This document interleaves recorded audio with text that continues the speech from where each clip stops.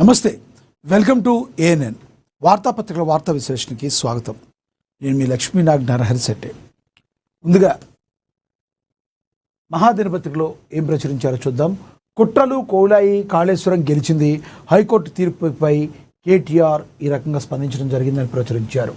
ఇక మమతా బెనర్జీ చర్యలు ప్రజాస్వామ్యానికి ముప్పని, తనిఖీల మధ్యలోకి సీఎం వెళ్లడంపై తీవ్ర ఆగ్రహమని, కేంద్రం వర్సెస్ రాష్ట్రం వివాదంగా మార్చొద్దని చెప్పి సుప్రీంకోర్టు సంచలనమైన వ్యాఖ్యలు చేస్తుందని కూడా ప్రచురించడం జరిగింది. ఇక ప్రధాని మోడీపై ఉగ్రవాది వ్యాఖ్యల దుమారం రేగింది.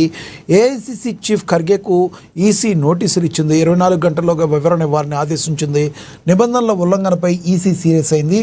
బీజేపీ ఫిర్యాదుతో రంగంలోకి దిగింది ఎన్నికల సంఘం అని కూడా ప్రచురించారు. ఇక ఏప్రిల్ 30న మంత్రివర్గ విస్తరణ ప్రచారం జరిగింది. యాదవ, మున్నూరు కాపులకు స్థానం దక్కింది. నవీన్ యాదవ్ లేదా బీర్లా ఐలేలో ఒక్కరికి ఛాన్స్. మున్నూరు కాపు కోటలో ఆది శ్రీనివాస్కు అవకాశం ఉందని కూడా ప్రచురించడం అయితే జరిగింది. ఇక అదేవిధంగా చూసుకుంటే కాళేశ్వరంపై సిబిఐ విచారణకు సిద్ధమా అని చెప్పి బీఆర్ఎస్కు మంత్రి పొంగిరెడ్డి సవాల్ విసిరినట్టుగా కూడా ప్రచురించారు. ఇక బస్సు ఆగింది. తెలంగాణ వ్యాప్తంగా ఆర్టీసీ సమ్మె జరుగుతుంది. తీవ్ర ఇబ్బందులు పడుతున్న ప్రయాణికులు, డిపోలకే పరిమితమైన బస్సులు, ప్రత్యామ్నాయంగా 1000 ప్రైవేటు వాహనాలు, మెట్రో సర్వీసుల పెంపు, సమ్మె విరమించి విధుల్లో చేరాలని మంత్రి పొన్నం పిలుపునిచ్చినట్లుగా కూడా ప్రచురించారు. ఇక అదేవిధంగా ఆవిర్భావ సభలో అదే 90 నిమిషాల పాటు ప్రసంగించనున్న కవిత ప్రసంగంలో అనేక సంచలనాలు. మునీరాబాద్ ఆవిర్భావ సభకు రెడీ అవుతున్న ఫైర్ బ్రాండ్, 50,000 మందితో ఆవిర్భావ సభకు ప్లాన్, టీఆర్ఎస్ కంటే వేగంగా ఫలితాలు సాధిస్తామనే ధీమాలో మరి కవిత ఉన్నట్టుగా కూడా ప్రచురించడం జరిగింది. ఇక ఎమ్మెల్యే మహిపాల్ రెడ్డిని పరామర్శించారు. ఎంపీ ఈటెల అపోలోలో జిఎంఆర్ ఆరోగ్యంపై ఆరా తీశారు అని కూడా ప్రచురించడం అయితే జరిగింది. ఇక సమ్మె పరిష్కారం కాదు, విధుల్లో చేరండి అని ఆర్టీసీ కార్మికులకు మంత్రి పొన్నం ప్రభాకర్ విజ్ఞప్తి చేశారు. 32 డిమాండ్లతో 29 సమస్యల పరిష్కారానికి ప్రభుత్వం సిద్ధమని కూడా తెలిపారని ప్రచురించారు. ఇక పిఠాపురం రచ్చపై బాబు సీరియస్ అయ్యారు. వర్మ తీరుపై అధినేత తీవ్ర అసహనం వ్యక్తం చేశారు. చిన్న ఫ్లెక్సీల కోసం వీధులకు ఎక్కుతారా? కూటమి ఐక్యత దెబ్బతింటే సహించేది లేదని, పవన్ కళ్యాణ్ కేవలం నేత మాత్రమే కాదు, డిప్యూటీ సీఎం అన్నది గుర్తుంచుకోండి అని చెప్పి సీఎం క్లాస్ పీకినట్టుగా కూడా ప్రచురించడం అయితే జరిగింది. ఓవరాల్గా చూసుకుంటే మరి ముందుగా మనం ప్రధానంగా చూసుకుంటే బస్సు ఆగింది. తెలంగాణ వ్యాప్తంగా ఆర్టీసీ సమ్మె జరుగుతుంది. తీవ్ర ఇబ్బందులు పడుతున్నారు ప్రయాణికులు. డిపోలకి పరిమితమైన ఈ బస్సులు, ప్రత్యామ్నాయంగా 1000 ప్రైవేటు వాహనాలు, మెట్రో సర్వీసుల పెంపు, సమ్మె విరమించి విధుల్లో చేరాలని మంత్రి పొన్నం ప్రభాకర్ పిలుపునిచ్చారని ప్రచురించారు. ఇక తెలంగాణ రాష్ట్ర వ్యాప్తంగా ఆర్టీసీ కార్మికులు చేపట్టిన సమ్మెతో రవాణా వ్యవస్థ ఒక్కసారిగా కుప్పకూలిందని, తమ డిమాండ్ల సాధన కోసం ఆర్టీసీ జేఏసీ పిలుపునివ్వడంతో బుధవారం ఉదయం నుంచే ఆర్టీసీ బస్సులు ఎక్కడికక్కడే ఆగిపోయాయని, సీనియర్ ఐఏఎస్ అధికారులు కమిటీతో జరిపిన చర్చలు విఫలం కావడంతో కార్మికులు సమ్మెబాట పట్టారని, రాష్ట్రంలోని దాదాపు అన్ని డిపోల వద్ద కార్మికులు బైఠాయించి నిరసనలు తెలుపుతూ ఉండడంతో బస్సులు డిపోలకే పరిమితమయ్యాయని, ఈ అనూహ్య పరిణామంతో సామాన్య ప్రయాణికులు, విద్యార్థులు, రోగులు తీవ్ర ఇబ్బందులు ఎదుర్కొంటున్నారని, ముఖ్యంగా వేసవి ఎండల్లో ప్రయాణాలకు సిద్ధమైన వేలాది మంది బస్టాండ్లో పడిగాపులు కాస్తూ ప్రైవేటు వాహనదారుల దోపిడీకి గురవుతున్నారని చెప్పి ప్రచురించడం అయితే జరిగింది. మరి ఆర్టీసీ సమ్మె అనేది సామాన్యుడి పాలిట శాపంగా మారే అవకాశం అయితే స్పష్టంగా కనబడుతుంది. ఇది ఆగాలి అంటే మరి కార్మిక యొక్క సంఘాల యొక్క న్యాయమైన డిమాండ్లు ఏవైతే ఉన్నాయో ప్రభుత్వం వాటిని గుర్తించాలి. మీరు ఏదైతే గతంలో ప్రామిసెస్ చేశారో ప్రామిసెస్ నెరవేర్చమని కార్మికులు అడుగుతున్నారు. ఇక ప్రభుత్వం గురించి కూడా కార్మికులు ఆలోచించాల్సి ఉంటుంది. సాధ్యాసాధ్యాలను మరి పునఃపరిశీలించి ఒకరికొకరు కొంత అండర్స్టాండింగ్ చేసుకుని ఏదేమైనా సామాన్య ప్రజలను మాత్రం ఇబ్బంది పెట్టకూడదు అని ప్రభుత్వం ఆలోచించాలి. అదేవిధంగా ఆర్టీసీ కార్మికులు కూడా ఆలోచించాలి. ఇద్దరు కూడా మాట్లాడుకుని ఒక కొలిక్కి వచ్చి సమ్మె విరమించాలి. తద్వారా ప్రజలకు మళ్ళీ ఆర్టీసీ సేవలు అందుబాటులోకి రావాలని సామాన్య ప్రజానికం అయితే కోరుకుంటున్నారు. మరి దీని గురించి మీరేమంటారో కమెంట్ బాక్స్లో కమెంట్ అయితే చేయండి. ఇంకా ఇదే విషయానికి సంబంధించి సమ్మె పరిష్కారం కాదు, విధుల్లో చేరండి. మరి ఆర్టీసీ కార్మికులకు మంత్రి పొన్నం ప్రభాకర్ విజ్ఞప్తి చేశారు.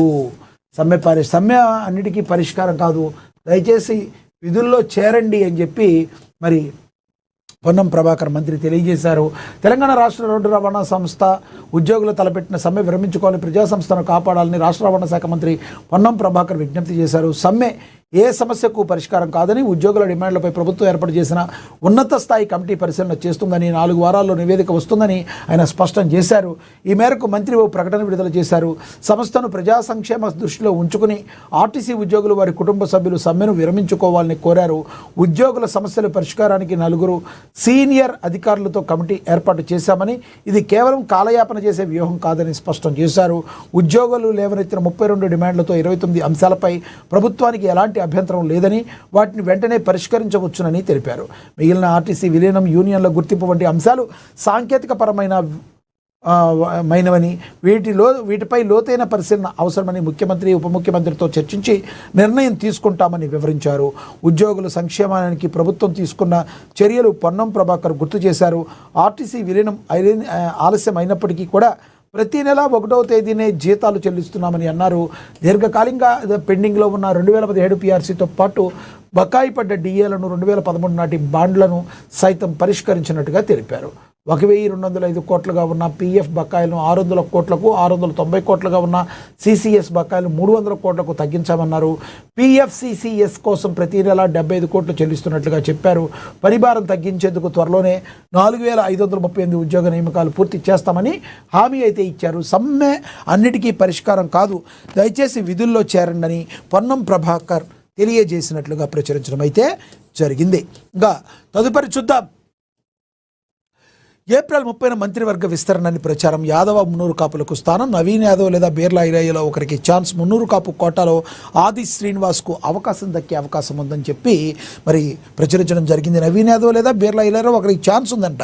ఏప్రిల్ 30న మరి తెలంగాణ మంత్రివర్గ విస్తరణ జరుగుతుందనే ప్రచారం రాజకీయ వర్గాల్లో ఆసక్తి రేకెత్తిస్తుంది. ముఖ్యంగా సామాజిక సమీకరణాల్లో భాగంగా యాదవ మరియు మున్నూరు కాపు సామాజిక వర్గాలకు ప్రాధాన్యత లభించనుందని తెలుస్తుంది. బీసీల్లో ఇటీవల ప్రభుత్వం ప్రకటించిన జాబితా ప్రకారం ముదిరాజ్, యాదవ, మున్నూరు కాపు సామాజిక వర్గాలు బీసీల్లో అధికంగా ఉన్నారు. అత్యధికంగా ఉన్న ముదిరాజ్ సామాజిక వర్గానికి ఇప్పటికే కేబినెట్లో చోటు కల్పించిన సీఎం రేవంత్ రెడ్డి త్వరలోనే యాదవ, మున్నూరు కాపులను కూడా తమ కేబినెట్లో బెర్తులు కేటాయించే అవకాశం ఉంది. ఇటీవల దీనిపై ఢిల్లీలో ఏఐసీసీ అధ్యక్షుడు ఖర్గే, పార్టీ ప్రధాన కార్యదర్శి కేసీ వేణుగోపాల్ వద్ద చర్చించినట్లుగా తెలుస్తుంది.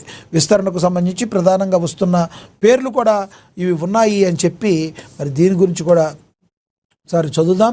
జూబ్లీహిల్స్ నియోజకవర్గం నుండి బలమైన పట్టునేతగా అవకాశం ఉండొచ్చునని చర్చ జరుగుతుంది. సిటీలో యూత్ ఫాలోయింగ్, బలమైన యాదవ సామాజిక వర్గం కలిసి వచ్చే అంశాలుగా చెప్తున్నారు. జేహెచ్ఎంసీలో పార్టీ పటిష్టానికి ఇది దోహదపడే అవకాశం ఉంది. నవీన్ యాదవ్ యువకుడు, రాజకీయ యువకుడికి అవకాశం ఉందన్నట్టుగా చెప్తున్నారు. అదేవిధంగా బీర్లా ఐలయ్య, ఆలేరు ఎమ్మెల్యేగా ఉన్న ఐలయ్యకు పార్టీలో ఉన్న విధేయత, సామాజిక సమీకరణాల దృష్ట్యా ఛాన్స్ దక్కే అవకాశం ఉంది. మున్నూరు కాపు సామాజిక వర్గం ఆది శ్రీనివాస్కు కూడా అవకాశం ఉంది. వేములవాడ ఎమ్మెల్యే ఆది శ్రీనివాస్కు మున్నూరు కాపు కోట మంత్రి పదవి దక్కే సూచనలు కనిపిస్తున్నాయి.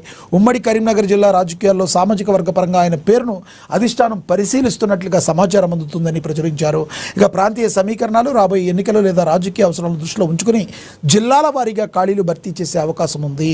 అధిష్టానం నిర్ణయం ఇప్పటి వరకు అధికారికంగా ఎలాంటి ప్రకటన రాకపోయినప్పటికీ మీడియాలో మరియు రాజకీయ వర్గాల్లో ఈ పేర్లు ప్రముఖంగా వినబడుతున్నాయి.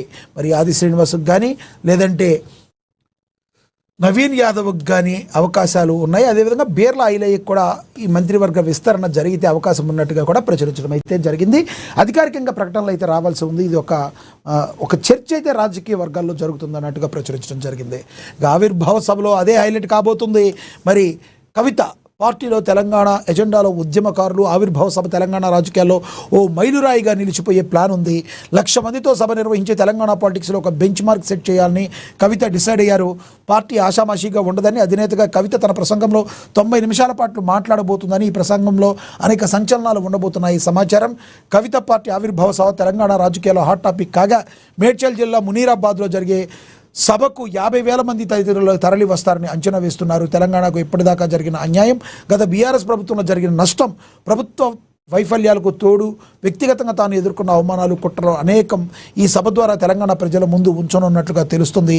పార్టీ ఆవిర్భావానికి దారితీసి పరిస్థితులు కూడా ఆమె వివరించనున్నారు అన్నట్టుగా కూడా మరి దీనిలో ప్రచురించడం అయితే జరిగింది. అంటే ఆమె లిక్కర్ స్కామ్ విషయంలో కూడా దాని మీద కూడా మాట్లాడే అవకాశం ఉంది.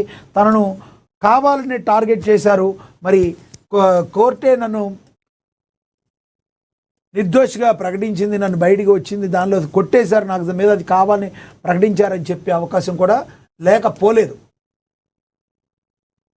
చూద్దాం. ఆవిర్భావ సభలో అదే హైలైట్. ఎస్, గత కొద్ది రోజులుగా గుంటనక్క అంటూ హరీష్ రావుపై విరుచుకుపడుతున్న కవిత రాజకీయ పార్టీ పెట్టే ముందు కేసీఆర్పై కూడా నేరుగా రాజకీయ విమర్శకులు దిగుతున్నారు. అంశాల వారీగా ఎవరి మీదైనా సరే పోరాడతామని తేల్చి చెప్తున్నారు. రాష్ట్రంలో మహిళా పిడికిల నుంచి కొత్త పార్టీ పురుడు పోసుకోబోతుందని, పార్టీ ఆదరించాల్సిన బాధ్యత అందరిపైన ఉందని నేతలు చెప్తున్నారు. అన్ని జిల్లాల నుంచి కవిత మద్దతుదారులు పెద్ద ఎత్తున సభకు హాజరు కాబోతున్నారని నిర్వాహకులు తెలిపారు. 20 ఏళ్లలో కవితతో కలిసి పనిచేసిన వాళ్ళు ఉద్యమంలో క్రియాశీలకంగా ఉండి ఉద్యమ ప్రయోజనాలు నెరవేరలేదని భావిస్తున్న వేలాది మంది ఉద్యమకారులు, ఎన్జీఓలతో పాటు నిపుణులు సభకు ఆహ్వానిస్తున్నట్లుగా చెప్పారు. బీఆర్ఎస్ కంటే ముందే బీఆర్ఎస్ పార్టీ 2001 ఏప్రిల్ 27న ప్రారంభించగా, కవిత పార్టీ తెలంగాణ ప్రజా జాగృతి ఏప్రిల్ 25, 2026న నూతన రాజకీయ పార్టీగా పురుడు పోసుకోనుంది. ఆవిర్భావ సభ నిర్వహణకు కవిత భారీ ఏర్పాట్లు చేస్తున్నారు. తెలంగాణలో మారుతున్న రాజకీయ సమీకరణాల నేపథ్యంలో కేటీఆర్, కేసీఆర్ చర్యలను, అలాగే కాంగ్రెస్ ప్రభుత్వ విధానాలను ఆమె నిశితంగా విమర్శిస్తున్నారు. తాజాగా జగిత్యాల సభ వేదికగా కేసీఆర్ ప్రసంగాన్ని ఉద్దేశించి బీఆర్ఎస్ పార్టీపై ఆమె తీవ్రమైన విమర్శలు చేశారు. కేంద్రాన్ని పల్లెత్తు మాట అనలేదని, మహిళా బిల్లుపై మాట్లాడలేదని అసంతృప్తి వ్యక్తం చేశారు. ఉదయం 10 గంటలకు ముహూర్తం ఉంది. ఎండల తీవ్ర దృష్ట్యా ఉదయం 8 గంటలకు కార్యక్రమం ప్రారంభమవుతుందని, 10 గంటలకు పార్టీ ప్రకటన ముహూర్తం ఖరారు చేసినట్లుగా తెలంగాణ జాగృతి ప్రధాన కార్యదర్శి నవీన్ ఆచారి తెలిపారు. వయోవృద్ధులు సభకు హాజరు కావద్దని సూచించారు. సభకు హాజరయ్యే వారి కోసం తెలంగాణ వంటకాలను సిద్ధం చేస్తున్నారు. మొత్తంగా 33 రకాల తెలంగాణ వంటకాలు రెడీ అవబోతున్నాయి. ఏది ఏమైనప్పటికీ కూడా పార్టీ ఆవిర్భావ సభలో కవిత ఏం మాట్లాడబోతున్నారనేది ఓన్లీ బీఆర్ఎస్ పార్టీలోనే కాకుండా తెలంగాణ రాజకీయ వర్గాలందరిలో కూడా ఒక చర్చ అయితే బలంగా జరగబోతుంది. మరి కవిత ఏ రకంగా తమ స్పీచ్ని ఇస్తారు, తమ పార్టీ విధి విధానాలను ఏ రకంగా చెప్పబోతున్నారనేది సర్వత్రా ఆసక్తి నెలకొన్న మాట వాస్తవంగా మనం గమనించవచ్చు. కొన్ని గంటలు మాత్రమే దానికి సమయం ఉంది. ఇక కుట్రలు కూలాయి, కాళేశ్వరం గెలిచిందని హైకోర్టు తీర్పుపై కేటీఆర్ స్పందించారు. ఏం స్పందించారో చూద్దాం. కాళేశ్వరం ప్రాజెక్టు అవకతవకల కేసులో తెలంగాణ హైకోర్టు వెలువరించిన తీర్పుపై బీఆర్ఎస్ వర్కింగ్ ప్రెసిడెంట్ కేటీఆర్ హర్షం వ్యక్తం చేశారు. ఈ తీర్పుతో తెలంగాణ ప్రజలు, రైతులు గెలిచారని, రాజకీయ రాబందులు, పిట్టల ధరల కుట్రలు గోదావరి ప్రవాహంలో కొట్టుకుపోయాయని ఆయన ధ్వజమెత్తారు. బుధవారం తెలంగాణ భవన్లో ఏర్పాటు చేసిన మీడియా సమావేశంలో ఆయన ఘాటుగా స్పందించారు. హైకోర్టు తీర్పుతో కూలింది కాళేశ్వరం కాదు, ఆ ప్రాజెక్టుపై కాంగ్రెస్ పన్నిన కుట్రలు కూలిపోయాయని కేటీఆర్ వ్యాఖ్యానించారు. న్యాయ వ్యవస్థపై తమకు నమ్మకం పెరిగిందని, నిజాన్ని ఎవరూ దాచలేరని ఈ తీర్పుతో స్పష్టమైందన్నారు. ఇది జస్టిస్ పీసీ ఘోష్ కమిషన్ నివేదిక కాదు, పీసీసీ కాంగ్రెస్ నివేదిక అని తాము అప్పుడే చెప్పామన్నారు.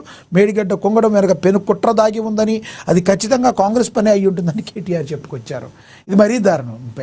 దాని కొంగిబాటుగా కాంగ్రెస్కు సంబంధం ఏంటి? కేటీఆర్ గారు, మనం ఏదైనా మాట్లాడుతుంటే ప్రజలు నమ్మేటట్టుగా ఉండాలి. మరి ఈశ్వరుడు నోరిచ్చాడు కదా అని ఏది పడితే అది మాట్లాడితే మరి దానికి మీరే మళ్ళీ తగిన భారీ మూల్యం చెల్లించుకోవాల్సి వస్తుంది. ఓకే, దానికి మీరు ఏం చేశారో, అది ఎందుకు కూలింది, ఎక్కడ లోపం జరిగింది, అది ఉండాలి. దీనిలో కుట్ర కుతంత్రాలు ఏముంటాయి చెప్పండి? దీనిలో మీరు జరిగింది మీ హయాంలో కట్టారు, దానిలో అవకతవకలు జరిగింది, ఎలా జరిగింది, అది ఎలా కుంగింది, ఇది ఆలోచించాలి మీరు. మరి ప్రజలు చూస్తారు, మీరు మాట్లాడేదాన్ని ప్రజలు చూస్తారు. దాని గురించి మీరు ఒకసారి పునరాలోచించుకోవాలి. మాట్లాడేటప్పుడు సరిగ్గా మాట్లాడకపోతే మాత్రం తర్వాత ప్రాబ్లం అవుతుంది. ఇక మమతా బెనర్జీ చర్యలు ప్రజాస్వామ్యానికి ముప్పు, తనిఖీల మధ్యలోకి సీఎం వెళ్లడంపై తీవ్ర ఆగ్రహం, కేంద్రం వర్సెస్ రాష్ట్రం వివాదంగా మార్చొద్దు, సుప్రీంకోర్టు సంచలనమైన వ్యాఖ్యలు అయితే చేసింది మమతా బెనర్జీ. మరి మీరు పశ్చిమ బెంగాల్ ముఖ్యమంత్రి మమతా బెనర్జీ తీరుపై సర్వోన్నత న్యాయస్థానం అత్యంత కఠినమైన వ్యాఖ్యలు చేసింది. దర్యాప్తు సంస్థల సోదాలు జరుగుతున్న సమయంలో స్వయంగా ముఖ్యమంత్రి లోపలికి వెళ్లడం ప్రజాస్వామ్యాన్ని ప్రమాదంలోకి నెట్టడమేనని ధర్మాసనం అభిప్రాయపడింది. ఐపాక్ కార్యాలయంపై ఎన్ఫోర్స్మెంట్ డైరెక్టరేట్ చేపట్టిన దాడుల విషయంలో మమతా బెనర్జీ జోక్యాన్ని సవాల్ చేస్తూ దాఖలైన పిటిషన్ను విచారించిన సుప్రీంకోర్టు బెంగాల్లో నెలకొన్న పరిస్థితులు అత్యంత అసాధారణంగా ఉన్నాయని వ్యాఖ్యానించింది. ఈ వ్యవహారాన్ని కేంద్రం, రాష్ట్రం మధ్య వివాదంగా చిత్రీకరించే ప్రయత్నం కోర్టు తోసిపుచ్చింది. జనవరిలో కోల్కతాలోని ఐపాక్ కార్యాలయం మరియు దాని వ్యవస్థాపకుడు ప్రతీక్ జైన్ నివాసంలో బొగ్గు అక్రమ రవాణా కేసు సంబంధించి ఈడీ అధికారులు సోదా నిర్వహించారు. ఆ సమయంలో ముఖ్యమంత్రి మమతా బెనర్జీ వందలాది మంది పోలీసులతో అక్కడికి చేరుకుని దర్యాప్తుకు ఆటంకం కలిగించేయడమే కాకుండా కొన్ని కీలక ఫైళ్లను, గ్రీన్ ఫైల్స్ మరియు ఎలక్ట్రానిక్ పరికరాలను బలవంతంగా తీసుకెళ్లారని ఈడీ ఆరోపించింది. దీనిపై జస్టిస్ ప్రశాంత్ కుమార్ మిశ్రా, జస్టిస్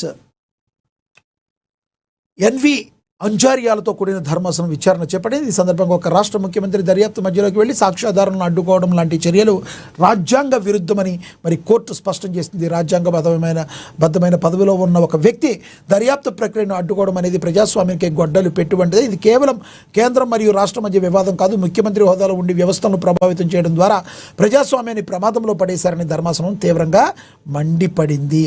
ఇది కరెక్ట్ కాదు అని చెప్పి మమతా బెనర్జీని హెచ్చరించడం అయితే జరిగింది అని చెప్పి మనకి స్పష్టంగా అర్థం అవుతుంది. ఇక అదేవిధంగా చూసుకుంటే ప్రధాని మోడీపై ఉగ్రవాది వ్యాఖ్యల దుమారం. ఏఐసీసీ చీఫ్ ఖర్గేకు ఈసీ నోటీసులు ఇచ్చింది. 24 గంటల్లోగా వివరణ ఇవ్వాలని ఆదేశించింది. నిబంధనల ఉల్లంఘనపై ఈసీ సీరియస్ అయింది. బీజేపీ ఫిర్యాదుతో రంగంలోకి దిగాయి ఎన్నికల సంఘాలు. మల్లికార్జున ఖర్గే గారు కూడా అలాంటి సీనియర్ నేతలు కూడా ఒక్కొక్కసారి ఎటువంటి మాటలు మాట్లాడతారో మరి అర్థం కాని పరిస్థితి. ఎందుకంటే దేశ ప్రధాని పట్టుకునే ఉగ్రవాది అంటే మరి అది ఎవరు చూస్తూ ఊరుకోరు, అది ఆమోదయోగ్యం కాదు. మీరు ఇంకొక మాట అనండి, ఇంకో మాట అనండి, వాళ్ళు తప్పు చేశారని, అంతేగాని ఉగ్రవాది అని దేశ ప్రధాని మీరంటే మరి ప్రపంచానికి ఏం చెబుదామని మీరు అనుకుంటున్నారు అని ప్రజలు అడుగుతారు. ఇది మాత్రం చాలా సీరియస్ ఇష్యూ. మల్లికార్జున ఖర్గే లాంటి సీనియర్ నేతలు ఈ రకంగా మాట్లాడతారని ఎవరు కూడా ఎక్స్పెక్ట్ చేయరు. ఏసీసీ చీఫ్ ఖర్గేకు ఈసీ నోటీసులు ఇచ్చింది. 24 గంటల్లోగా వివరణ ఇవ్వాలని ఆదేశం ఇచ్చింది.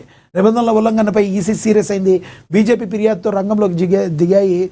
రంగంలోకి దిగిన ఎన్నికల సంఘం భారత ప్రధాని నరేంద్ర మోడీపై అనుచిత వ్యాఖ్యలు చేసిన వ్యవహారంలో కాంగ్రెస్ జాతీయ అధ్యక్షుడు మల్లికార్జున ఖర్గే చిక్కుల్లో పడ్డారు. ప్రధాని ఉద్దేశించి ఉగ్రవాది అని వ్యాఖ్యానించడంపై కేంద్ర ఎన్నికల సంఘం తీవ్రంగా స్పందించింది. ఈ మేరకు బుధవారం ఖర్గేకు షోకాజ్ నోటీసులు జారీ చేస్తూ వచ్చే 24 గంటల్లోగా దీనిపై లిఖితపూర్వక వివరణ ఇవ్వాలని ఆదేశించింది. ఎన్నికల నియమావళిని ఉల్లంఘించినట్లు ప్రాథమికంగా నిర్ధారించిన ఈసీ ఖర్గే వ్యాఖ్యలకు తీవ్రమైనవిగా పరిగణించడం అయితే జరిగింది. చెన్నై వేదికగా చెలరేగింది అసలు ఈ వివాదం. అసలు మంగళవారం రోజు ఏప్రిల్ 27 తమిళనాడులో చెన్నైలో జరిగిన మీడియా సమావేశంలో ఖర్గే మాట్లాడుతూ ఈ వ్యాఖ్యలు చేశారు. బీజేపీతో అన్నాడీఎంకేతో పొత్తును విమర్శించే క్రమంలో ప్రధాని మోడీని ఉగ్రవాది అని సంబోధించారు. సమానత్వం, న్యాయం, నమ్మకం లేని ఒక ఉగ్రవాదితో అన్నాడీఎంకే ఎలా చేతులు కలుపుతుందని ఆయన ప్రశ్నించారు. ఈ వ్యాఖ్యలు ఒక్కసారిగా రాజకీయ ప్రకంపనలు సృష్టించాయి. ప్రధాని వంటి అత్యున్నత పదవిలో ఉన్న ఒక వ్యక్తిని ఉగ్రవాదితో పోల్చడం ద్వారా ఖర్గే రాజకీయ విలువలను దిగజార్చారని బీజేపీ అయితే మరి తెలియజేసింది. ఇక ఈసీకి చేరిన ఫిర్యాదు రంగంలోకి కేంద్ర మంత్రులు దిగారు. ఖర్గే వ్యాఖ్యలపై బుధవారం ఉదయం కేంద్ర మంత్రులు నిర్మలా సీతారామన్, కిరణ్ రిజిజు, అర్జున్ రామ్ మేఘ్వాల్తో కూడిన బీజేపీ ప్రతినిధి బృందం ఎన్నికల సంఘాన్ని కలిసింది. ప్రధానిపై చేసిన ఈ వ్యాఖ్యలు కేవలం వ్యక్తిగత దూషణలే కాకుండా దేశ సార్వభౌమత్వాన్ని, ప్రజాస్వామ్య వ్యవస్థలను కించపరచడమేనని ఫిర్యాదు చేశారు. ఖర్గేపై కఠిన చర్యలు తీసుకోవాలని, ఆయన ప్రచారం నుంచి బహిష్కరించాలని డిమాండ్ చేశారు. ఈ ఫిర్యాదును పరిశీలించిన అనంతరం ఈసీ నోటీసులు అయితే జారీ చేస్తుంది. ఖర్గే వివరణ కూడా ఇది ట్యాక్స్ టెర్రరిజం వివాదం ముదురుతూ ఉండడంతో మల్లికార్జున ఖర్గే తన వ్యాఖ్యలపై వివరణ ఇచ్చారు. తాను ప్రధాని వ్యక్తిగతంగా ఉగ్రవాది అనలేదని, ఆయన అనుసరిస్తున్న విధానాలను ఉద్దేశించి అన్నాన్ని చెప్పుకొచ్చారు. ఈడీ, సిబిఐ, ఐటీ వంటి కేంద్ర దర్యాప్తు సంస్థను ఉపయోగించి ప్రతిపక్షాలను ప్రధాని భయభ్రాంతులకు గురి చేస్తున్నారని, అర్థంతోనే తాను మాట్లాడారని స్పష్టం చేశారు. దేశంలో ట్యాక్స్ టెర్రరిజం నడుస్తుందని, రాజకీయ ప్రత్యర్థులను అణిచివేసేందుకు రాజ్యాంగ వ్యతిరేక పద్ధతులు వాడుతున్నారని మరి మల్లికార్జున ఖర్గే వివరణలు ఇచ్చే భాగంగా ఆరోపించారు అని కూడా మరి ప్రచురించారు.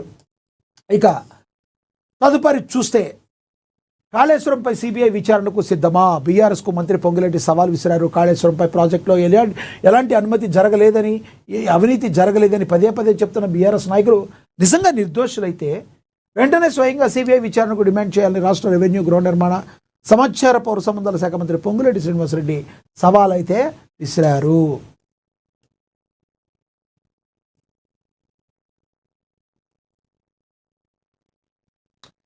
కాళేశ్వరం అంశంపై హైకోర్టు క్లీన్ చిట్ ఇచ్చిందని తప్పుడు ప్రచారం చేస్తూ ప్రజలను మభ్యపెట్టే ప్రయత్నాలు చేస్తున్నారని మంత్రి తీవ్రంగా మండిపడ్డారు.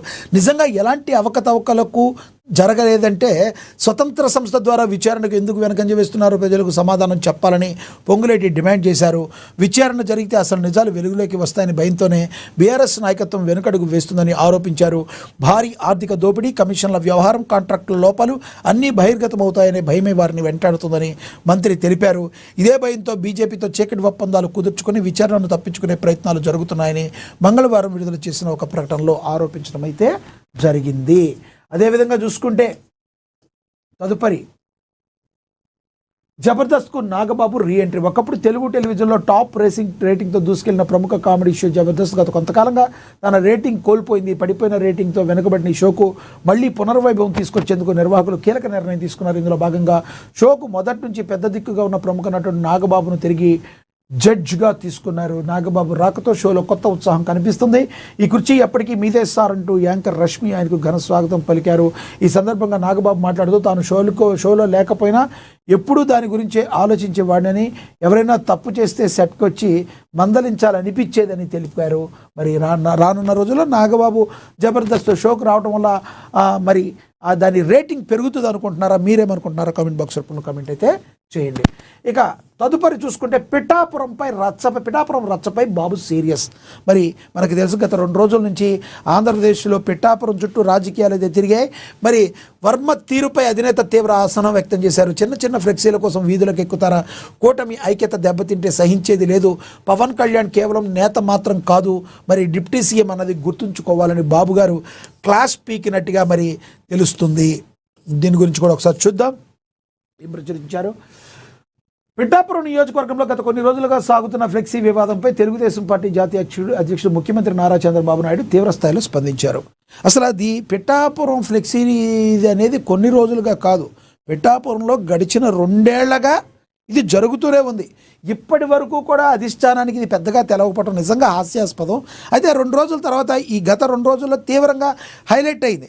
గత 2 సంవత్సరాలుగా కూడా వర్మ గారు ఏదో ఒక రకంగా పిఠాపురంలో టార్గెట్ చేయబడుతూనే ఉన్నారు, టార్గెట్ చేస్తూనే ఉన్నారు పవన్ కళ్యాణ్ గారిని రాజకీయ విశ్లేషకులు కూడా చెప్తారని మనం గమనించాం. ఇక తదుపరి చూస్తే ప్రభుత్వ ప్రతిష్టను పెంచాల్సిన బాధ్యత గల కీలక నేతలే అత్యంత స్వల్పమైన ఫ్లెక్సీల గొడవల కోసం వీధులకు ఎక్కడంపై ఆయన తీవ్ర అసహనం వ్యక్తం చేశారు. ఈ అంశంపై ఏపీ డిప్యూటీ అధ్యక్షుడు పల్లా శ్రీనివాస్తో భేటీ అయిన చంద్రబాబు నియోజకవర్గంలో జరుగుతున్న పరిణామాలను అడిగి తెలుసుకున్నారు. పవన్ కళ్యాణ్ కేవలం ఒక పార్టీ నేత మాత్రం కాదని, ఆయన రాష్ట్ర ఉప ముఖ్యమంత్రి అన్న విషయాన్ని ప్రజాప్రతినిధులు విస్మరించకూడదని గుర్తు చేశారు. ప్రోటోకాల్ పేరుతో రచ్చ చేయడం వల్ల ప్రజల్లోకి తప్పుడు సంకేతాలు వెళ్తాయని, ఇది కూటమి ఐక్యతను దెబ్బతీస్తుందని హెచ్చరించారు. నియోజకవర్గంలో టీడీపీ నేత వర్మ, జనసేన నేత దొరబాబు మధ్య ఉన్న పాత రాజకీయ విభేదాలే ఈ తాజా గొడవలకు ఆజ్యం పోశాయని పార్టీ అధిష్టానం ప్రాథమికంగా గుర్తించింది. ఫ్లెక్సీల్లో ముఖ్యమంత్రి ఫోటో లేదనే వంకతో వివాదాలు సృష్టించడం కాకుండా క్షేత్రస్థాయిలో సమన్వయంతో ముందుకు వెళ్లాలని చంద్రబాబు స్పష్టం చేశారు. ఏదైనా సమస్య ఉంటే పార్టీ అంతర్గత సమావేశాల్లో చర్చించి పరిష్కరించుకోవాలి తప్ప బహిరంగంగా విమర్శలు చేసుకోవడంలో ప్రతిపక్షాలకు ఆయుధాలు ఇచ్చినట్లు అవుతుందని మందలించారు. రాజకీయంగా అత్యంత ప్రాధాన్యత కలిగిన పిఠాపురంలో ఇరు పార్టీల నేతలు పాలు నీళ్లలా కలిసి పనిచేయాలి, కానీ అక్కడ జరిగే ప్రతి కార్యక్రమం రాష్ట్రానికి ఒక రాజకీయ నమూనాగా ఉండాలని ముఖ్యమంత్రి ఆకాంక్షించారు. ఈ నేపథ్యంలో పార్టీ రాష్ట్ర అధ్యక్షుడు పల్లా శ్రీనివాసులు రంగంలోకి దించిన చంద్రబాబు వెంటనే పిఠాపురం నేతలతో మాట్లాడి సర్దుబాటు చేయాలని ఆదేశించారు. స్థానిక నేతల మధ్య ఉన్న మనస్పర్ధలను తొలగించి కూటమి ప్రభుత్వ ఆశయాలకు అనుగుణంగా అందరూ కలిసి నడిచేలా చూడాలని సూచించారు. చిన్న వివాదాలను పెద్దవి చేశానని, అనవసర రచ్చ చేయవద్దని, వర్మతో నేరుగా మాట్లాడి పరిస్థితిని చక్కదిద్దాలని పల్లా శ్రీనివాస్కు దిశానిర్దేశం చేశారు. పిఠాపురంలో పవన్ కళ్యాణ్ ప్రాతినిధ్యం వహిస్తున్నందున అక్కడ క్రమశిక్షణ తప్పినా, సమన్వయం లోపించిన కఠినంగా వ్యవహరిస్తానని అధినేత పరోక్షంగా సంకేతాలు ఇచ్చారట. సో ఎన్నాళ్లకు చంద్రబాబు గారు అయితే వర్మ గారిని అయితే గుర్తించారు. మరి నిన్న లేదు మొన్న ఆయన పార్టీ ఉపాధ్యక్ష పదవి ఏదో కట్టబెట్టారు. మరి ఎమ్మటినైనా వర్మ గారు అక్కడ ఇలా మాట్లాడుతున్న ఇలా చేయటం ఏదైనా కూడా పార్టీ అప్రతిష్ట పాలకి, పార్టీ యొక్క ఏదైతే కూటమి యొక్క స్నేహపూరితమైన కూటమికి ప్రాబ్లం తెచ్చే దిశగా ఇది వెళ్ళే అవకాశం ఉంది. కాబట్టి కూటమి విచ్ఛిన్నానికి కారకమయ్యే అవకాశం ఉంది. కాబట్టి దీన్ని సరిగ్గా ఉంచుకోవాలని చెప్పి చంద్రబాబు సీరియస్ అయినట్టుగా మరి తెలుస్తుంది. మరి ఇక్కడైనా సెట్ అవుతారా వర్మ గారు, లేదంటే అక్కడ ఉన్న లోకల్ జనసేన నేతలు దీనిపై ఎలా రియాక్ట్ అవుతారో మనం వేచి చూడాల్సిన పరిస్థితి. ఇక 148 కోట్లతో అప్రోచ్ రోడ్ల నిర్మాణమని, జూన్ 8 కల్లా పనులు పూర్తి కావాలి. నిధుల విడుదలకు మంత్రుల ఉపసంఘం ఆమోదం 1:4 నిష్పత్తిలో ప్రతిపాదనలను పంపండి, అధికారులకు ఉప ముఖ్యమంత్రి బట్టి విక్రమార్క ఆదేశించారు అని కూడా మరి చెప్పారు. రాష్ట్రంలో నిర్మాణం పూర్తయినప్పటికీ అప్రోచ్ రోడ్లు లేక నిరుపయోగంగా మారిన బ్రిడ్జిలకు ఎట్టికేలకు మోక్షం కలగనుంది. సుదీర్ఘకాలంగా పెండింగ్లో ఉన్న అప్రోచ్ రోడ్ల నిర్మాణాన్ని యుద్ధ ప్రాతిపదికన చేపట్టాలని రాష్ట్ర ఉప ముఖ్యమంత్రి బట్టి విక్రమార్క మల్లు అధికారులను ఆదేశించారు. మరి బుధవారం డాక్టర్ బిఆర్ అంబేద్కర్ సచివాలయంలో ఆయన అధ్యక్షన ఇన్ఫ్రాస్ట్రక్చర్ మరియు capital works cabinet sub committee సమావేశం జరిగింది. ఈ భేటీలో మంత్రులు కోమటిరెడ్డి వెంకటరెడ్డి, దుద్దేళ్ల శ్రీధర్బాబు పాల్గొని కీలక నిర్ణయాలు తీసుకున్నారు. 3 ఏళ్ల క్రితమే మరి వంతెనలు నిర్మించినా కేవలం అప్రోచ్ రోడ్లు లేకపోవడం వల్ల అవి ప్రజలకు అందుబాటులోకి రాకపోవడంపై డిప్యూటీ సీఎం అసహనం వ్యక్తం చేశారు. ప్రజా ప్రయోజనాలను దృష్టిలో ఉంచుకుని ఈ పనుల కోసం 148 కోట్ల నిధులు విడుదలకు ఉపసంఘం పచ్చ జెండా అయితే ఊపింది అని చెప్పి ప్రచురించడం అయితే జరిగింది. ఇక హైకోర్టు ఎవరికి క్లీన్ చిట్ ఇవ్వలేదు. మంత్రి ఉత్తమ్ కుమార్ రెడ్డి కమిషన్ నియామకాన్ని కోర్టు సమర్థించిందని మరి ఉత్తమ్ కుమార్ రెడ్డి అయితే తెలిపారు. కాళేశ్వరం ప్రాజెక్టుపై జస్టిస్ పిసి ఘోష్ కమిషన్ నివేదికపై హైకోర్టు స్టే విధించిన సంగతి తెలిసిందే. ఈ కేసులో నిందితులుగా ఉన్న కేసీఆర్, హరీష్ రావు, కొందరు అధికారులపై తక్షణమే ఎలాంటి చర్యలు తీసుకోవద్దని హైకోర్టు ఆదేశాలు జారీ చేసింది. ఈ నేపథ్యంలో హైకోర్టు ఇచ్చిన తీర్పుపై తెలంగాణ నీటిపారుదల శాఖ మంత్రి ఉత్తమ్ కుమార్ రెడ్డి స్పందించారు. ఈ తీర్పును బీఆర్ఎస్ నేతలు క్లీన్ చిట్గా భావించడం సరికాదని ఆయన స్పష్టం చేశారు. హైకోర్టు ఎక్కడా కూడా పీసీ ఘోష్ కమిషన్ ఏర్పాటును తప్పు పట్టలేదని, దాని నియామకాన్ని పూర్తిగా సమర్థించిందని మంత్రి గుర్తు చేశారు. మేడిగడ్డతో సహా 3 బ్యారేజీల్లో లోపాలు ఉన్నాయని కమిషన్ స్పష్టంగా చెప్పిందని, ప్రాజెక్టులో అవకతవకలు జరిగాయన్న వాస్తవంలో మార్పు లేదని ఉత్తమ్ కుమార్ రెడ్డి అయితే తెలియచేయడం అయితే జరిగింది. మరి ఇప్పటికిప్పుడు మీరు ఎటువంటి ఈ నిర్ణయాలు తీసుకోవద్దని చెప్పింది, కానీ కోర్టు మీకు ఏమైనా క్లీన్ చిట్ ఇచ్చిందా అని చెప్పి ఉత్తమ్ కుమార్ రెడ్డి కూడా మాట్లాడటం అయితే జరిగింది. పొంగులేటి కూడా అదే మాట్లాడారు, మనం ఇందాక చూసాం. ఇంకా అదేవిధంగా చూసుకుంటే భానుడి బగబగల్లో బాల్యం బందీ, గురుకులాల్లో వేసవి శిక్షణ శిబిరాలు, వడగాల్పుల వేళ ప్రజాపాలన విన్యాసాలు, మరి పసి ప్రాణాలతో సర్కారు చెలగాటమాడుతుంది. సెలవులోనే బాల్యం, ఎండల్లో క్రీడల పేరిట విద్యార్థులపై స్ప్లాష్ ప్రయోగాలు, ఏసీ గదుల్లో ఏసీ అధికారులు, మండుటెండల్లో మొక్కుబడి శిబిరాలకు విద్యార్థులు బరి, 45 డిగ్రీల సేగలో ఆగని ఆట గురుకుల సొసైటీల వింత పోకడ ఈ విధంగా ఉందని కూడా ప్రచురించడం అయితే జరిగింది. ఇక తదుపరి చూస్తే పెండింగ్ బకాయిలను కేంద్ర రాష్ట్ర ప్రభుత్వాలు విడుదల చేయాలని ఈ నెల 28న సిఐటియు చేపట్టిన విద్యుత్ సౌదా జయప్రదం చేయాలని మందమరిలో మరి ఇది జరిగింది. ఈ కార్యక్రమం అయితే జరిగిందని ప్రచురించారు. అదేవిధంగా చూసుకుంటే గుర్రంపోడులో ఘోర రోడ్డు ప్రమాదం జరిగింది. 3 దుర్మరణం పాలయ్యారు. Car, bike ఢీకొట్టుకున్నాయి. 3 మృతి చెందారు. నల్గొండ నుంచి దేవరకొండ వెళ్తుండగా వద్దిరెడ్డిగూడెం వద్ద ఘటన జరిగింది. అతివేగం నిర్లక్ష్యమే కారణమని ప్రాథమిక నిర్ధారణ తెలుస్తుంది. ప్రమాద స్థలాన్ని పరిశీలించారు ఎస్పీ శరత్ చంద్ర పవార్ అని కూడా ప్రచురించడం జరిగింది. మామిడిగుట్టలో చలివేంద్రం. ఇక మామిడిగుట్ట గ్రామ పంచాయతీలో ప్రజల దాహార్తిని తీర్చడం కొరకు సర్పంచ్ సుంకరి దివ్య సతీషుడు చలివేంద్రాన్ని ప్రారంభించినట్లు గ్రామస్తులు తెలిపారు. ఈ సందర్భంగా గ్రామస్తులు మాట్లాడుతూ వేసవికాలంలో ప్రజలు బాటసార్లు దాహార్తి తీర్చడం కొరకు ఈ యొక్క కార్యక్రమాన్ని ఏర్పాటు చేసినట్లుగా వాళ్ళు తెలియజేశారనేది కూడా ప్రచురించారు. ఇక నక్కలపల్లి గ్రామంలో ప్రోటోకాల్ ఉల్లంఘనపై సర్పంచ్ ఆగ్రహం వ్యక్తం చేశారు. మొయినాబాద్లో సర్పంచ్ మంగళవారం యాదయ్య అని కూడా ప్రచురించారు. ఇదిగా రంగారెడ్డి జిల్లాలో మరి బాలికతో అసభ్యకర చేష్టలు యువకుడిపై ఫోక్సో కేసు పెట్టారు. నాదరుగుల్లో చోటు చేసుకున్నది ఘటన. ఫోక్సో కేసు నమోదు చేసినట్లు వెల్లడించారు పోలీసులు. జాగ్రత్తగా ఉండకుండా పిచ్చి వేషాలు వేస్తే మరి వాళ్ళని పైన కఠిన చర్యలు అయితే తీసుకుంటారు. మరి జాగ్రత్తగా ఉండాలి, ఒళ్ళు అదుపులో పెట్టుకోవాలి, ఒళ్ళు దగ్గర పెట్టుకోవాలి. ఇక ధరిత్రి రక్షణ మనందరి బాధ్యత అని కలెక్టర్ బి చంద్రశేఖర్ తెలిపారు. సింగిల్ యూజ్ ప్లాస్టిక్ స్వస్తి పలుకుదాం, ప్రకృతిని కాపాడేందుకు మొక్కలు నాటాలి. నల్గొండలో ఘనంగా అంతర్జాతీయ మాతృభూమి దినోత్సవం జరిగింది. సైకిల్ ర్యాలీని ప్రారంభించారు జిల్లా కలెక్టర్ అని కూడా ప్రచురించడం అయితే జరిగింది. ఇక మంత్రి కోమటిరెడ్డి వెంకటరెడ్డి కృతజ్ఞతలు తెలిపారు. నల్గొండ జిల్లాలో తెలిపిన వడ్డెర సంఘం సంక్షేమ నాయకులను కూడా ప్రచురించడం అయితే జరిగింది. ఇక బెంగాల్ టైగర్ మమతతో కమలం హోరాహోరీ అయినా పట్టు మమతదే అంటున్న ట్రెండ్స్ అయితే మళ్ళీ మమతా బెనర్జీకే ఉన్నాయి అని చెప్పి మరి చెప్తున్నారు. మరి ప్రత్యేక కథనం అయితే రాశారు. మమతా బెనర్జీ పట్టు అత్యధిక ఒపీనియన్ పోల్స్ తృణమూల్ కాంగ్రెస్ వరుసగా 4వ సారి అధికారంలోకి వస్తుందని అంచనా వేస్తున్నాయి. సుమారుగా మరి 16,194 సీట్లు గెలుచుకోవచ్చని అంచనాలు వేస్తున్నారు. 1,60,194 సీట్లు గెలుచుకోవచ్చిన అంచనాలు ఉన్నాయి. మమతా మార్క్ రాజకీయం. కేంద్రంలోని బీజేపీ అగ్రనేతలు ఎంతలా ప్రచారం చేసినా క్షేత్రస్థాయిలో మమతా బెనర్జీ తన తృణమూల్ కేడర్ను సంక్షేమ పథకాలకు ముఖ్యంగా మహిళా ఓటర్లను నమ్ముకుని పట్టు సాధిస్తున్నారని, ముఖ్యమైన సవాళ్లు ఉన్నాయని, ప్రశంసలు ఉన్నాయని, అవినీతి, శాంతి భద్రతలు ప్రధాన బలాలని హోరాహోరీ పోరు తప్పదని మరి తెలుస్తుంది. తొలి విడతలో ఇలా మొదటి దశ ఎన్నికల వివరాలు. మొత్తం నియోజకవర్గాలు 152 ఉంటే పోలింగ్ తేదీ ఏప్రిల్ 23, 26. ముఖ్యమైన జిల్లాలు, ప్రస్తుత ట్రెండ్స్ ఎలా ఉన్నాయనేది మొత్తం కూడా దీనిలో ప్రచురించడం అయితే జరిగింది. మొత్తంగా చూస్తే ఓవరాల్గా మమతా బెనర్జీ తన పట్టు నిలుపుకోబోతున్నారని చెప్పి ట్రెండ్స్ చెప్తున్నాయి అని చెప్పి ప్రచురించడం అయితే జరిగింది. అదేవిధంగా మంత్రి పొంగులేటి పర్యటన విజయవంతం చేయాలని పినపాక ఎమ్మెల్యే పాయం వెంకటేశ్వర్లు పిలుపునిచ్చారని ప్రచురించారు.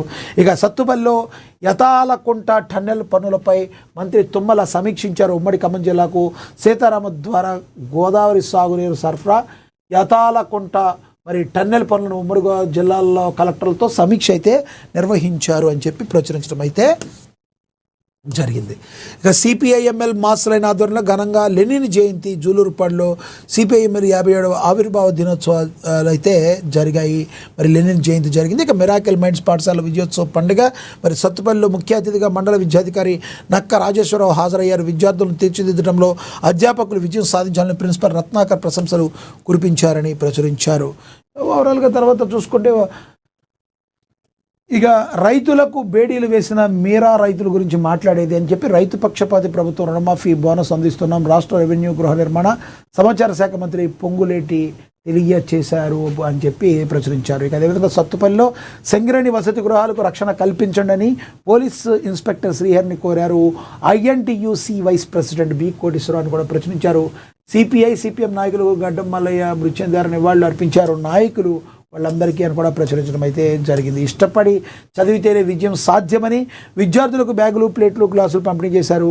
బీటీపీఎస్సీఈ బిచ్చన్న మణుగూరులో అని చెప్పి ప్రచురించడం అయితే జరిగింది. ఇక అదేవిధంగా మణుగూరులో బీఆర్ఎస్ కార్యాలయం ప్రారంభమైందని చెప్పి ప్రచురించారు. ఇక హైదరాబాద్లో మరి ఎమ్మెల్యే మైపాల్ రెడ్డిని పరామర్శించారు ఎంపీ ఈటెల.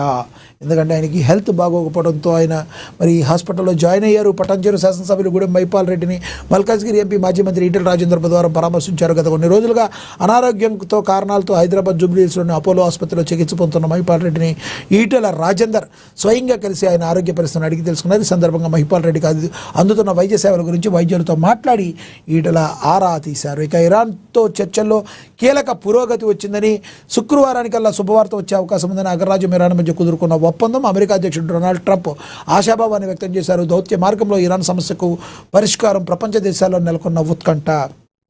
మరి ఏదైనా కూడా ఒక్కసారి అర్థమైతే కానీ ఏం జరుగుతుందో శత్రువు గురించో మరి తెలిస్తే కానీ వివరం తప్పడదన్నట్టుగా దశాబ్దాలుగా ఉప్పు నిప్పులుగా ఉన్న మరి అమెరికా ఇరాన్ సంబంధాల్లో సరికొత్త అధ్యాయం మొదలయ్యే సూచనలు కనిపిస్తున్నాయి. ఇరాన్తో కొనసాగుతున్న చర్చల్లో అనూహ్య పురోగతి లభించింది. అన్నీ కలిసి వచ్చే శుక్రవారానికల్లా ఒక మంచి శుభవార్త వినబోతున్నాం. అంటే యుద్ధం ఆగిపోయే అవకాశం ఉందని ప్రచురించడం అయితే జరిగింది. ఇక లెనిన్ జయంతి వేడుకలు కూడా జరిగాయి. ఇంకా అదేవిధంగా చూసుకుంటే సినిమా న్యూస్కి వస్తే అలియా ఆగమనం నిజమేనా? RRR సినిమాతో టాలీవుడ్ ఎంట్రీ ఇచ్చారు బాలీవుడ్ హీరోయిన్ అలియా భట్. ఆ తర్వాత అలియా భట్ హీరోయిన్గా చేయనున్నారంటూ కొన్ని పెద్ద తెలుగు సినిమా పేర్లు వినిపించినప్పటికీ ఏది ఫైనలైజ్ కాలేదు. తాజాగా అలియా భట్ పేరుతో మరో ప్రస్తావన వచ్చింది. కానీ హీరోయిన్గా కాదు, కథలో ఒక కీలక పాత్ర కోసం అలియా భట్ను సంప్రదించారట. ఎవరంటే డ్రాగన్ సినిమాలో ఇది ఉందంట. జూనియర్ ఎన్టీఆర్ హీరోగా ప్రశాంత్ నీల్ దర్శకత్వంలో రూపొందుతున్న పీరియాడికల్ యాక్షన్ డ్రామా డ్రాగన్. ఈ చిత్రంలో రుక్మిణి వసంత్ హీరోయిన్గా నటిస్తున్నారు. ఈ సినిమాకు కీలకమైన పాత్రలో అనిల్ కపూర్ నటిస్తున్నారని తెలిసింది. కథను మలుపు తిప్పే మరో లీడ్ రోల్లో నటించనున్నారంటూ శృతి హాసన్, రష్మిక మందన్న, కాజోల్ వంటి వాళ్ళ పేర్లు వినిపించాయి. తాజాగా అలియా భట్ పేరు తెరపైకి వచ్చింది. RRR రామ్ చరణ్తో హీరోగా సినిమాల్లో heroine NTR Alia Bhatt screen share చేసుకున్నారు. మరి మరోసారి డ్రాగన్ సినిమా కోసం ఎన్టీఆర్ అలియా భట్ స్క్రీన్ షేర్ చేసుకుంటారా? బాలీవుడ్కు మరో ఆలియా ఆగమనం నిజమే, టాలీవుడ్కు మరోసారి ఆలియా ఆగమనం నిజమేనా అనేది తెలియాలంటే మరి కొన్ని రోజులు ఆగాల్సిందే అని చెప్పి మరి అలియా భట్ గురించి ప్రచురించారు. ఇక తదుపరి చూసుకుంటే సో ఏది ఏమైనప్పటికీ కూడా మరి ఇంపార్టెంట్ వార్తలు ఏవైతే ఉన్నాయో వాటిని విశ్లేషించే ప్రయత్నమే ఈ వార్తాపత్రికల వార్తా విశ్లేషణ. ప్రజలకి ప్రభుత్వానికి వారధిగా ఉంటూ నిష్పక్షపాతంగా వార్తలను ప్రచురించే ఏకైక పత్రిక మహాదినపత్రిక.